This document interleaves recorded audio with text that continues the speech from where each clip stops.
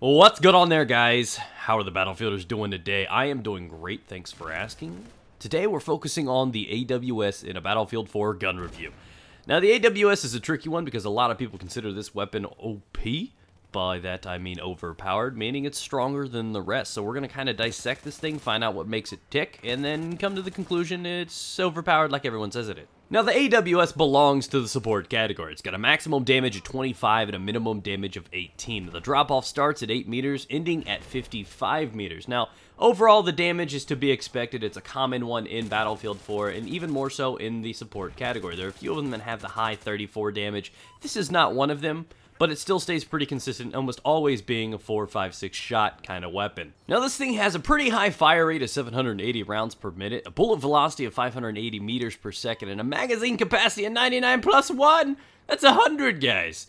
So, the fire rate is pretty impressive. 780 is high for the LMGs, I think only capped out by the M249 and MG4 at 800.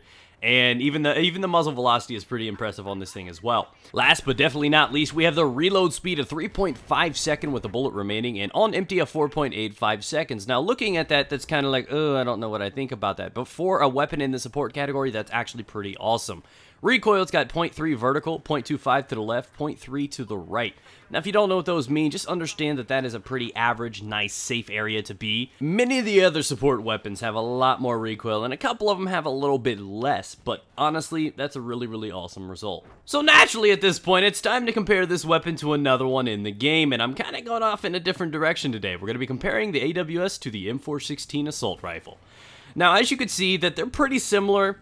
Little bits of moments of give and take throughout the thing, both same damage, rate of fire slightly benefiting the AWS, muzzle velocity slightly on the M416, heavy triple times the ammo capacity on the AWS, and the reload time is significantly higher on the AWS as well, but again, for something that's got 100 rounds, that's not too bad. So at this point, you're probably asking yourself, why didn't you compare this weapon to the MG4 or some other support weapon? And it's because I wanted to prove a point with this one.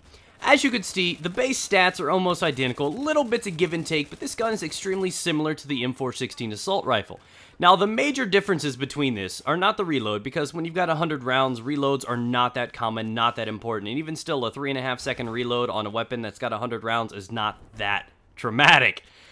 So, why did I choose the M416? Their recoil is about on par too, so what you have in the AWS is basically the M416 with 100 rounds.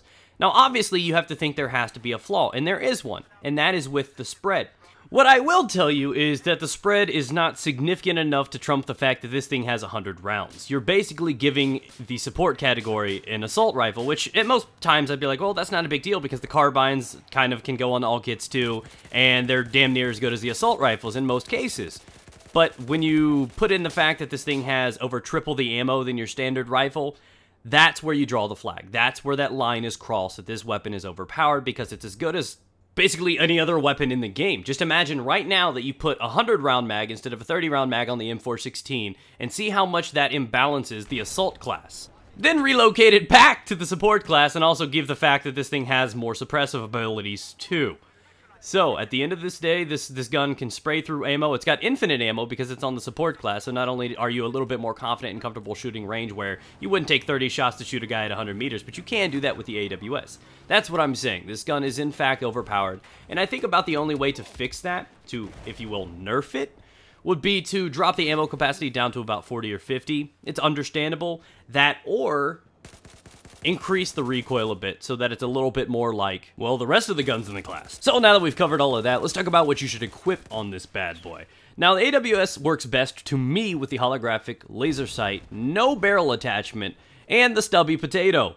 Either one works. Actually, no, stubby potato is my stage name. That's right, Pwn Star, air quotes, stubby potato, unquote, for hire. So now I guess it's time to justify why I prefer that loadout. Now the holographic is a personal choice, but I do heavily recommend this. Usually I'll just say use whatever the hell you want, but there's a reason I prefer the holographic sight on LMGs and weapons in the support category. It's because you have that precision on your first shot with the little dot in the middle, but as you know, these guns have increased spread, which makes it a little bit more uncontrollable. One thing you can do to kind of tame that thing is use the outer circle. So I do not aim with a little dot on the inside outside of my first shot. I use the circle because as long as I have that covering up most of their body, most of my shots are going to start hitting. It's just kind of like an indicator, knowing that even though you have increased spread, you still have a good chance of hitting in that little area. So again, that's just an advice thing for you. Next up, laser sight.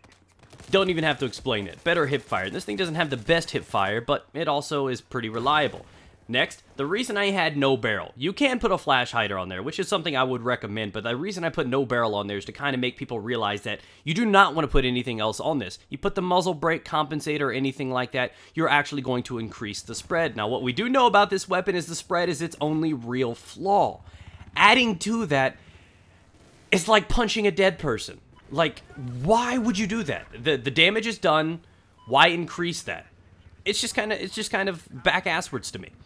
Next up, I would also like to put some emphasis on the fact that I like to use the stubby grip.